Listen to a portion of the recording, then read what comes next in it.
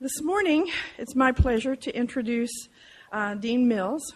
Dean Mills is the Dean of the Missouri School of Journalism and a professor here. His research interests include international journalism, journalism ethics, cross-cultural journalism, and qualitative methods.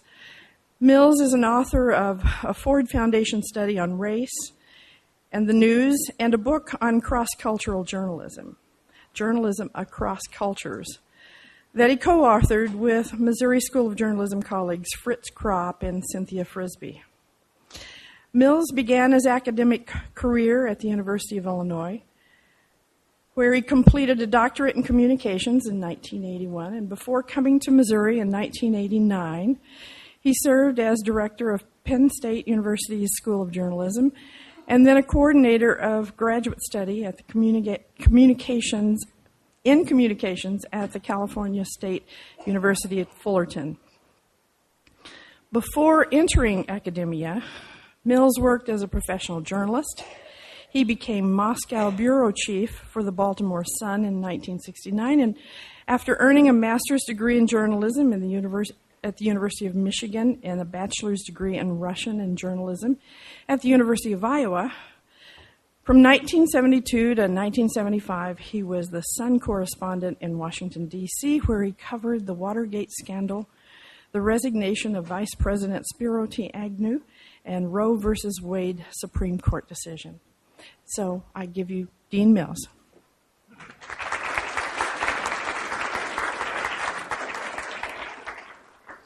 Thank you, Dorothy. Welcome to all of you, especially those who've traveled a ways to come here.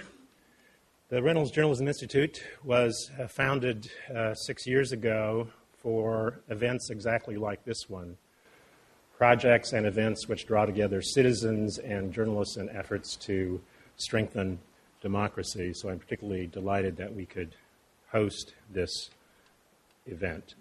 Before I get on to my formal duties this morning, I want to thank on behalf of the school and all of us our amazingly creative and endlessly energetic journalism librarian, Dorothy Carner, for having organized this event.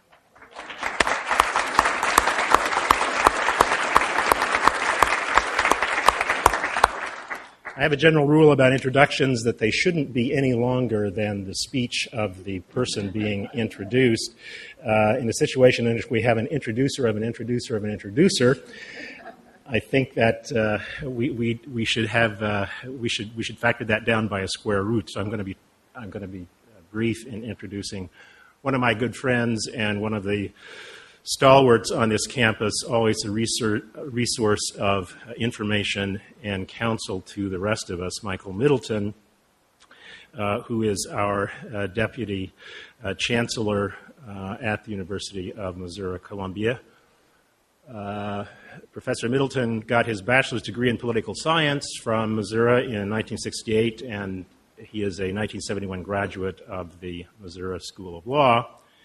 He has held several high-level government positions, including Deputy Assistant Secretary of Education at the U.S. Department of Education, Director of the Office of Systemic Programs at the EEOC, and Assistant Director of the Office for Civil Rights at the Department of Health, Education, and Welfare. As Deputy Chief Counsel and Director of the Government Employment Project for the Lawyers Committee for Civil Rights under Law. Can lawyers, couldn't they have titles that are even longer than the ones that, if you tried, couldn't you really?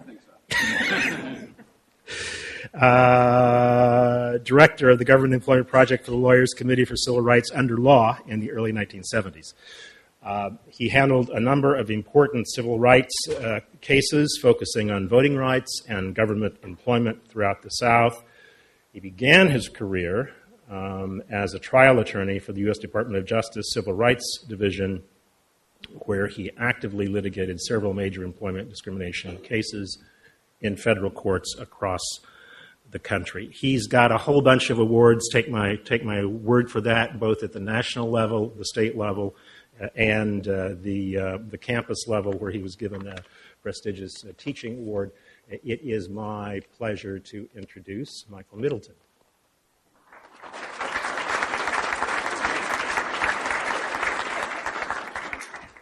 I feel like I'm the speaker. I'm here basically to, as Dean did, welcome you to Mizzou. Hope you have a very productive conference. In light of Dean's comments, I should just say, here's Martha, but I probably should give you something. And I think what I should do is talk a bit about the Mizzou Advantage, which was a program started by our provost, Brian Foster, several years ago to build upon the unique strengths that we have here at MU. Through a fairly elaborate process of consultation with faculty, Brian identified 5 initiatives: One Health, One Medicine, Sustainable Energy, Food for the Future, Media of the Future, and Disruptive and Transformational Technologies. This newspaper archive summit is at the intersection of 2 of those unique strengths: media of the future and disruptive and transformational technologies. Conferences like this are really embodiments of the spirit of the Mizzou Advantage, bringing together experts from diverse fields to create new networks and to forge new collaborations and partnerships. Today you're going to hear from librarians, archivists, historians, genealogists, newspaper publishers, vendors, lawyers, and a host of others looking to solve problems related to newspaper archives in our increasingly digital age. You know, newspapers have always been a part of our diverse cultural heritage and, as Dean said, a foundation of our democracy. This conference allows all of us to begin the conversation on how to preserve and provide digital access to newspaper archives for generations to come. And our speaker today, Martha Anderson, is the Director of Program Management for the National Digital Information Infrastructure and Preservation Program. That's a long title. At the Library of Congress.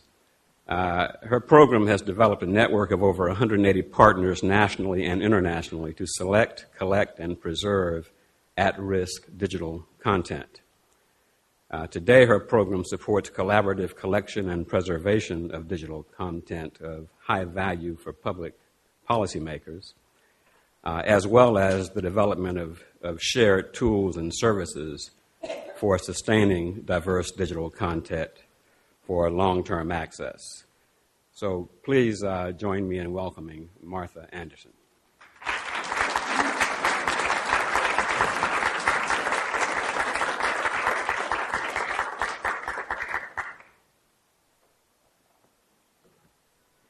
I need to power up here for a minute.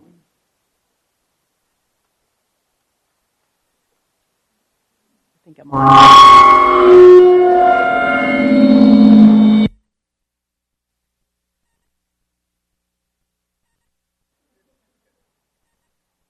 But I turned it off, so. Is that okay?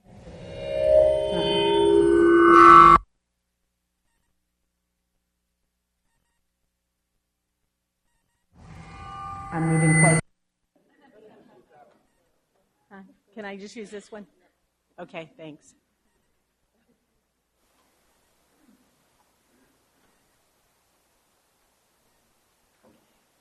Good morning.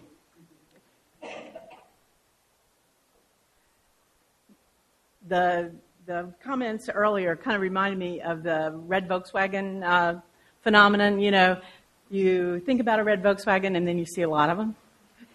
And the comments about building new networks, forging new relationships, reminds me, I was at a conference recently and Stephen Berlin Johnson spoke about his new book, Where Good Ideas Come From.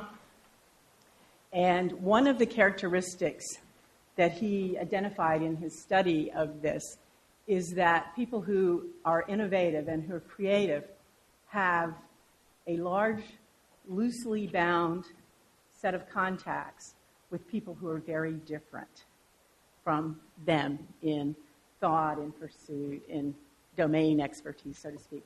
So I think this is a perfect opportunity to bring those new ideas into being with the contacts and the information we'll be sharing today. So I've been thinking a lot about news lately, and I have decided to think about news as water. So the title of my opening comments is News is Like Water.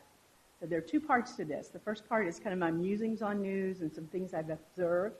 And then the second part has to do with how we could work together nationally. Ocean, stream, flood, deluge, tsunami. Water words are used to describe the digital information, data, or content as vast and flowing. One of my favorite images was this cover last year of the Economist special report on data. It's called The Data Deluge. And you see the man with the upturned umbrella, and those are ones and zeros falling down on him, and he's catching them. But if you don't look at it very closely, you don't notice that they come down the handle and out of a little spout at the end, and they water a flower. So this is a kind of a happy water image in some ways. Water references, though, give us the impression of unbounded and seemingly never-ending resources. We may be able to catch rain in a bucket or in an upturned umbrella, but we will never capture all the raindrops, even in a single shower. The image of a tsunami wave flattening buildings and sweeping away anything in its path is fresh in our minds from recent events in Japan. But this image, and it is used many times to talk about information, creates dread and fear when we think of large quantities of information washing over us, information that we cannot read or ultimately even process or understand. So as we together contemplate a role in the ongoing preservation and stewardship of news resources, we often have difficulty focusing and we become overwhelmed by all the questions. Our fear and anxiety is manifest in disparaging discussions of the change in news, the loss of trusted and valued newspapers, and a puzzlement about what exactly is news. There is challenge and opportunity in the task that is before us. To continue the water reference, as devastating and overwhelming as the references to flood, deluge, and tsunami, water has characteristics that support life and are also understood in a very basic sense. The first is that water is essential to life. Headline, March 21st, Washington Post. In Ishinomaki, news comes old-fashioned way, via paper. I want to quote from the article. Nobody tweeted or blogged or emailed. They didn't telephone either. Bereft of electricity, gasoline, and gas, this tsunami-traumatized town did things the really old-fashioned way, with pen and paper. Unable to operate its 20th century printing press, never mind its computer, website, or 3G mobile phone, the town's only newspaper, the Ishinomaki Shimbun, wrote its articles by hand with black felt-tip pens on big sheets of white paper. After writing and editing the articles, the staff copied their work onto sheets by hand for distribution to emergency relief centers. A citizen of Ishinomaki stated that living with no electricity or water and not much food is hard enough. But the worst thing was that there was no information. As we think about news, we do remember that it is a vital part of the information ecology and is highly valued. News in the aggregate provides context and structure for making public policy decisions, for understanding culture and society. It inspires creative and artistic works. It orients us in time and place and provides useful information for us to navigate our daily lives. Think about what information you seek first each day and where you find it. Weather and traffic are essential to me. So I can either get it from the television set if I want the noise, or I can look at my phone menu and see what's the weather, what's the traffic. We learned in our primary school classes that water has 3 states: liquid, solid, and gas. Raising or lowering the temperature changes the state of the water. We are in an exciting and challenging time, and the state of news is changing. Headline: AP, February 22nd, 2009. Rocky Mountain News publishes last edition. Colorado's oldest newspaper shuts 2 months short of 150th anniversary.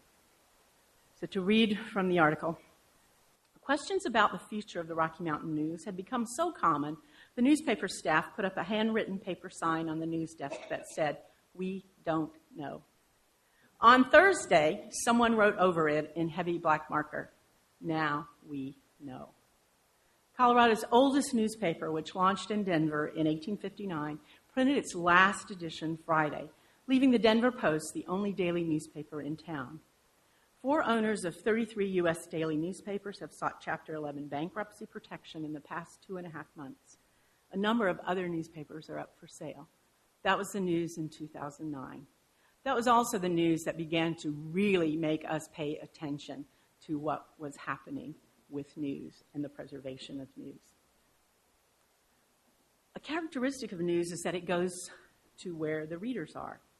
The State of the News Media study from the Pew Project for the Excellence in Journalism in December 2010 reported that 41% of Americans cited the internet as the place they got most of their news about national and international issues, up 17% from a year earlier.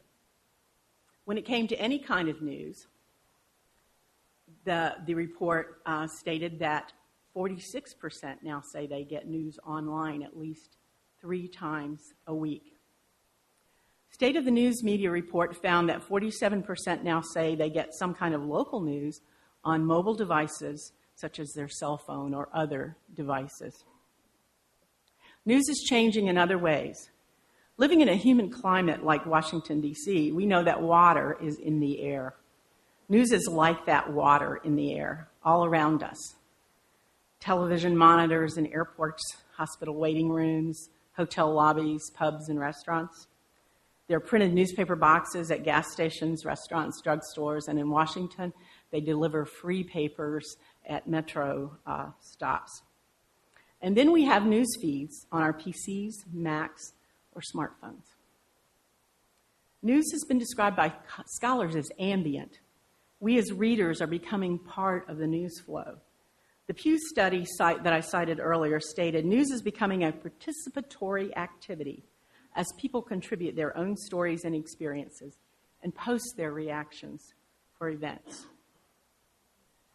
Headline: The Atlantic, February 2011. Curating the Revolution, building a real-time news feed about Egypt. I'll read from the article. Andy Carvin is a senior strategist at NPR working on digital media. He is known for putting together comprehensive and innovative packages around breaking news stories, and for the past 3 weeks, his Twitter stream has been a non-stop curation of the Egypt protest. Andy has turned himself into a personal newswire for Egypt. When asked what tools he uses, Carvin said, "I usually toggle between various video feeds, Al Jazeera English, CNN, etc. on my web browser." He also tracks several Twitter lists, hashtags, and sometimes individual tweeters. It's not really rocket science, he says. It's just a matter of keeping up with the flow of information and knowing who's behind what post. He also monitors AP and Reuters wires in real time. The interviewer asked him, "Who do you view as your audience?" And Carvin said, "I'm not particularly comfortable with the term audience because people who read my tweets talk back. They share my tweets. Most of them are members of the general public interested in what's going on. I'm followed by a number of journalists, both in Egypt and outside, and some of the protesters as well. It makes for a very dynamic mix of conversation that I just couldn't describe as a passive audience." I personally saw an example of this flow between eyewitnesses and professional journalists a few weeks ago we had this mega news weekend when there was the earthquake in Japan, there were the bombing raids in Libya, and on the East Coast, I'm not sure where it was, there was a super moon, which had almost as much excitement as anything else, this big giant moon. But during the Twitter feed, as I was following it that Saturday, trying to keep up with things, I noticed that the ABC News crew on the ground in Libya asked Andy to contact them by direct channel. On the internet, news is ambient, where we receive a flow of information and we contribute to the flow. News is being reported now by a mix of professional organizations and citizens and eyewitnesses. News is changing state. News is essential. What is at risk? What should we save? The next image is water as liquid. Digital news is like running water. Water itself has no boundaries and seeks its own level. If we try to scoop up water in our hands, much of it flows away. Even if we capture it in a bucket, we can never capture it all. We've learned from our web archiving experiences at the Library of Congress that we cannot capture everything. We can capture a good snapshot of something, but the web keeps changing and moving, so it is never still enough to get that perfect image. If we think of harvesting or capturing digital news, we encounter many challenges of what to capture and when to capture it. In a soon-to-be-published report from the Center for Research Libraries, and Bernie's here, he helped compile the report, a case study of the links in the online Chicago Tribune revealed that a fraction of the links were to original content. The remaining were links to other news sites or to advertisements. This study was accomplished through a very good data mining algorithm applied by a researcher at the University of Illinois. But this points to the nature of online news in general. And it's not necessarily negative. Aggregation and added value of collecting sources together benefits many readers. When the report is published, it will be linked to from our website, thedigitalpreservation.gov, and also will be available on the CRL website. But this analysis of original content for print news has also been conducted by others. So I want to tell a story with kind of a hometown angle to it. Clay Shirky, who's a media expert who teaches at NYU, he's worked with our program at the library, a couple of years ago did what he called a news biopsy experiment. Now, Clay is from Columbia, Missouri. This is his hometown. So he had a couple of copies of the Columbia Daily Tribune, and he wanted to see how much newspaper content was what Alex Jones calls the iron core of news, reporters going after facts, and how much was other stuff. These are Clay's words. Opinion columns, sports, astrology, weather, comics, everything that was neither hard news, story, or ads. Now, he considers the Tribune a pretty good newspaper because it has to compete with the Missourian here at the School of Journalism. He took several copies of the paper and he split them up. He put odd numbered pages on one pile and even in another. And then he cut up each page, cutting up the articles. And he labeled the articles. The first label marked news, ads, or other. The second label was about the source, created or acquired. Created content was whatever was written or taken, in the case of photographs, by the Tribune staff, while the acquired content was material from a wire service or database, something like Associated Press, but also weather and comics and those kinds of things. Then he weighed the piles. This is not a digital thing. Weighed the piles and found that the content created by the Tribune staff made up less than a third of the total. Over 2/3 was acquired from other sources. He also found out that the paper was about 1/3 news and about 2/3 other. In other words, most of the substantive part of that day's Tribune wasn't locally created, and most of it wasn't what some people might call news. This was not scientific, but it seems to be borne out in analysis of online news as well. Now, Clay did this because he is still attempting to understand how journalism can be preserved. So he isn't really thinking about the products of journalism. He's thinking about journalists and their role as well. And so Clay said, no one surveying the changes the internet is bringing to the newspaper business is saying, who will tell me about Big 12 football? And where will I find that recipe for spicy chicken wings? He said, what matters in the Tribune and what is at risk Is Terry Gainey's work on a state cover-up of elevated levels of E. coli in Ozark Lakes? Jonathan Braden on anti-gay protesters from Kansas picketing in Columbia? Jody Jackson's reporting on a child molestation case against a local politician? The third state of water is solid, ice, cold, hard. When I think of this image, I want us to ask ourselves, where is our understanding of news? Is it frozen in expectations of print newspapers of our youth? Is digital news like paper print, just online? Do we apply the same values to elements of the news presentation? Are ads still important? Since they're more personalized and user-specific online, can we gain a view of general culture from them as we have from older newspapers? Will we expect to collect and make available digital news as pages of issues, or are they articles? Are they even print? And the reason I say this is recently my parents were interviewed for the local newspaper. They got married during World War II, and theirs was kind of a Valentine story. And a key part of the article that they couldn't see because they don't have access was a video of the two of them talking about their experiences in France. And so when I was there visiting recently, I had to show it to them, so it wasn't even printed in the newspaper. But how will we be able to capture context for the news items without the clues of above the fold or on the front page? Should we ask the same questions of digital news that we ask of paper print news? How can we set new directions for managing the challenges we perceive in archiving newspapers? I'd like to spend a few minutes talking about some outlines for these new directions for sustaining the work of archiving newspapers into the next generation. I hope that some of the work our program has done will provide some useful framework for thinking about the ideas that will come to us today and tomorrow.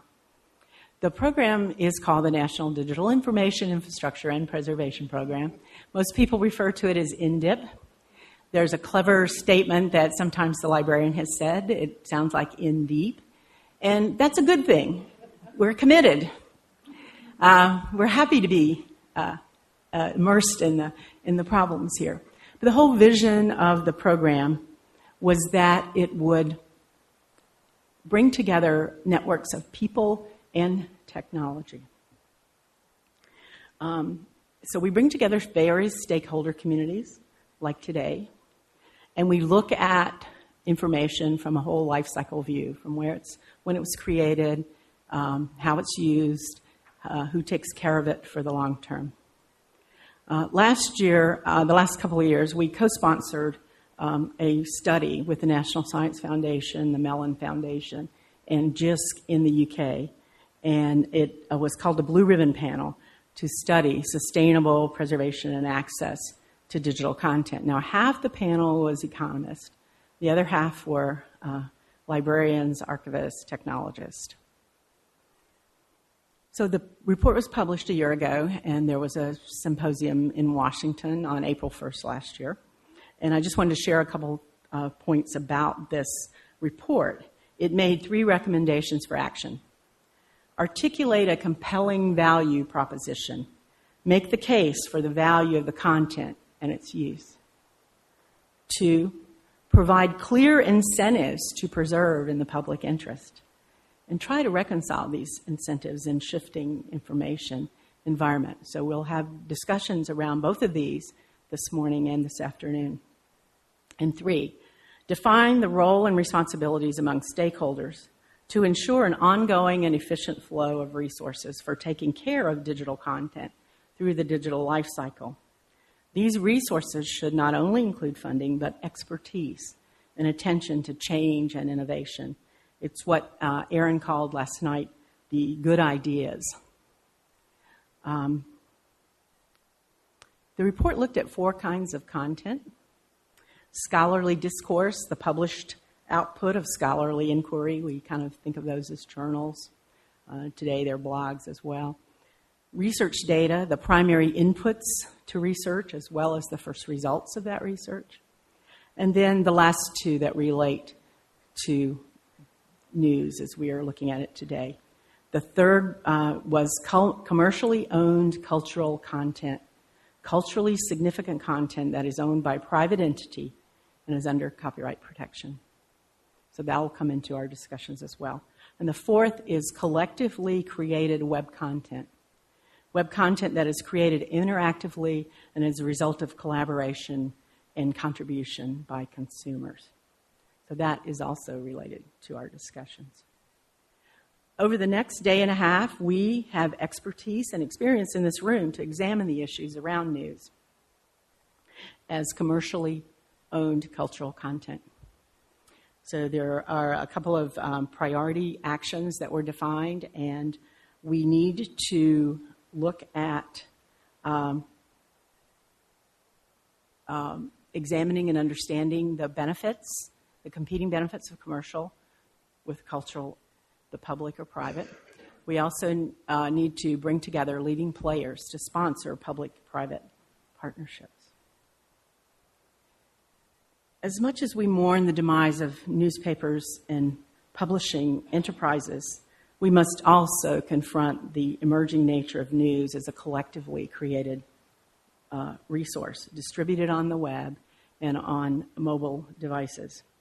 We are challenged to understand the long-term value and the qualities that define significant resources. We also have the opportunity to explore and propose new preservation approaches and relationships that include creators, researchers, and stewards of news content. So I'd like to quickly share a couple of very relevant activities with the digital preservation program. Last year, we began to have focused investigations into emerging and changing digital content areas. News was on the top of the list. And the way we go about this is we have convening sessions, we network, we try to find out who would be a stakeholder who should come to the table, and we try to bring together content producers, stewards from libraries and archives, and researchers or users of the content. So for the first news meeting, we had broadcast as well as print news. But then as a follow-up, last fall, and Pam Johnson attended this one, we did, because it was identified in the first one, we did a session on citizen journalist and community news. And we learned a lot from the discussions that day. We had a day and a half like this of sharing information. And some of the ideas that emerged were thoughts of establishing regional centers to support public libraries in the archiving of local news. A lot of local news usually ended up with a copy in the public library. Now that a lot of it is becoming digital, many local news is now an online website or a blog. That's not so easy for a public library to deal with. So we thought of trying to build these regional consortia that would include organizations that were capable of handling the digital side of it, but also include the public libraries, who are the primary access point for preserved local news. Another idea that was brought out in the brainstorming was to devise some kind of robust system to preserve blogs, contributed by bloggers and stewarded by libraries and archives. But that sort of scared us a little bit, but we still are interested in it because, we could be overwhelmed with people who are really excited to have their blog archived. Many details of both of these ideas need to be worked out, but the main result was that there is a need to preserve the news and the stories of communities that is now being produced and distributed on the web. It also is true that people will want to consume older news in digital form as well. The task force report strongly recommended public-private partnerships as an approach to collective action for public policy, technology, and education and public outreach to sustain the preservation of digital content. After working with funded projects for about 8 years, last summer the program brought its original project partners together to form the nucleus of what is called the National Digital Stewardship Alliance. This alliance is collaborative, focused on content, values the exchange of ideas, expertise, tools, and processes. It is a very open structure with work organized around 5 working groups, addressing content, infrastructure, standards, innovation, and outreach. The membership is free and is open to any organization committed to long-term access to digital content. So we're trying to establish this as an open source kind of organization. We who care about our cultural heritage and the support of discovery and knowledge have much to do as the documents and artifacts become increasingly digital. Our organizations cannot do it alone. We must work and learn together in conversations like this summit. So, news is like water. It's essential to our culture and society. It's as difficult to capture as water flowing through our fingers. It's as ubiquitous as humidity in a Washington summer, and is as solid a challenge as we're likely to encounter with any other digital content. But water is also renewing and refreshing. And I hope that our time together over the next day and a half will renew and refresh our commitment and our imagination for archiving news. Thank you.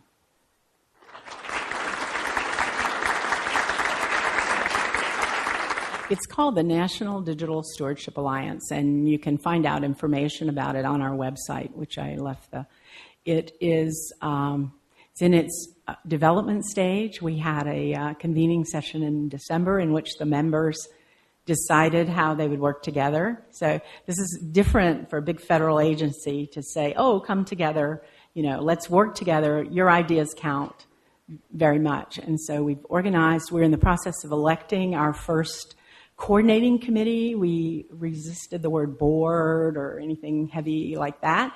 So these are community volunteers in the best of ways. And the work that will be done through the Alliance will be work that the members are committed to doing. So in other words, there won't be this agenda that you have to do X, Y, and Z. And we are encouraging people who have areas where they're very focused, maybe it's a smaller area, to bring together the stakeholders, and we can support that. That's really what the program at the library can do now, is to support activities in which people come together, they think about ways to work together, and they find a path forward. Actually, they're kind of a broad view of standards. The good thing about standards is there are a lot of them. The also bad thing that we learned through this program is even if you profess you're following a standard, there's local practice that is unbelievably variant. And so this group took on as its first task to survey the landscape of what the communities are using. And so some communities are far more advanced in agreeing upon standards for technical production or for workflow or for organization. Others are less. And I appreciate what Aaron said yesterday about the gold standard, because many times to get the work done, you can't do the gold standard. You can't afford it. And so that's another aspect of the standards is what do you need to agree upon to be able to work together, and what are the things that would be really nice to have if you had a huge budget. And they're trying to do that, but it is across the board. And they hope to have a pretty good inventory by the summer, I think, that will be published to help give people some help. Where would we go to find the reports on standards? It'll be on the digitalpreservation.gov site. There is a section for the National Digital Stewardship Alliance there, and we're encouraging the working groups to post their work there. We're also working on getting them to be transparent, and that's kind of hard, People want to wait until it's perfect to get it out there. Of course, news people know you have to work fast because your story is going to get old. So we're kind of in the same boat, but we're encouraging a different kind of approach to working where the work will actually be transparent. It will be transparent, and it will be in progress, so to speak. I think there's a lot of thought going into it, and I'm really sorry that our colleague, Mark Sweeney, who is the head of serials at the library, is not here because he's struggling to think about how do we do that. Especially, you're right, if you're digitizing analog newspapers and making them digital, you can continue to provide those clues. But the articles I quoted to you, I got them off the web. I don't know what was beside them, above them, around them. I have ideas, but, as far as conveying that to you about where was it positioned in the whole of the publication, I don't have those clues. We do. We're very close partners. We've been partners with the Internet Archive since, 2000, Abby? Yeah, she'll talk more about that this afternoon. And we do work very, very closely with them. We think of them as a trusted partner. And actually, during times of any kind of international change or things like that, the first thing we do is shoot off an email to the Internet Archive. Are you doing anything about this? Do we need to help? And we form some interesting alliances. Are you going to talk about the Japan thing this afternoon? Yeah, recently with the tsunami in Japan, we had communications with the National Library there. And the Internet Archive says, we really don't have the resources to do this big web crawl. And we said, well, maybe we can help out. And then we found out Virginia Tech was starting a harvest. So we contacted them and said, can we just contribute URLs to your harvest? And they said, sure, but we don't have anybody here who really speaks Japanese very well. We said, we can handle that. Well, and so those are the kinds of things that happen by having a network of partners who care about something very passionately. So, in reality, it doesn't. We have all along worked internationally, and we actually have a conference coming up in May in which we bring together a lot of national interest around the preservation of digital information. Martin, if you catch him, he'll probably give you all the information that you need about that. But we do work very closely internationally with organizations. Like, we always have a contact. We had a contact in Japan, and we said, do you need our help? What's going on? So I think as a community, we might be able to develop some sort of understanding of what might be an appropriate time. It may be that it's later in a news life cycle that we want to capture something rather than early. It could be that for some things, early would be better, so you get the first reaction. But I think as a community, we have the imagination to figure out what kind of guidance librarians and archivists who do the selection for these historical archives could use to think about it. But it needs to come from people who are experienced in news production and know what happens in the cycle. And part of the report that Bernie's organization is doing kind of looks across how news is produced in big newspapers and that sort of thing to help give librarians and archivists a clue as to what we should be looking at and focusing on. They are a member, and so we have a big umbrella. And I like to say, we just don't have room for the mine kind of attitude. There's so much work to do, but they are part of it. And we actually look to them a lot of times to ask them questions, especially about the big issue has been on the table for us is storage and how do you manage storage for large volumes of data. And they've been extremely wonderful about sharing their experiences with the whole of the community. But they are a member. John Wilkin is on, I think, a couple of the working groups. I think that for digitized newspapers, I think the National Digital Newspaper Project that the National Endowment for the Humanities is supporting, the library as a part of that activity, has guidelines that are pretty solid for digitizing newspapers.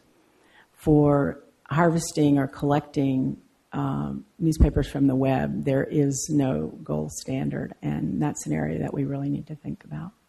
Yeah, a lot of times we talk about the good enough practices rather than the best practices, and I think we need to just be easy on ourselves. One of the other metaphors that I kind of fracture as well is one of the relay race in which, we're a generation, we'll do the best we can, and we'll hand that baton off to the next generation. So we have to know that we can't do it for the life of the Republic plus 400 years or something crazy that people cite as a kind of a longevity picture, but it is for the long time. Yeah. It's we learned, you learn what you can, in this, let's be honest, resources are going to be tight in terms of funds. So we have to balance anything we do against that, because what do we want to save as much as we can? And we've tried some experiments with like hoovering things up and not doing much with them, and then trying to figure out what are the consequences of that as well. But it always comes down to metadata in some standard format that somebody can render into the future, and plus keeping the bits alive, keeping them in a safe place. Thank you so much. I've enjoyed this conversation with you, and I look forward to the next day and a half.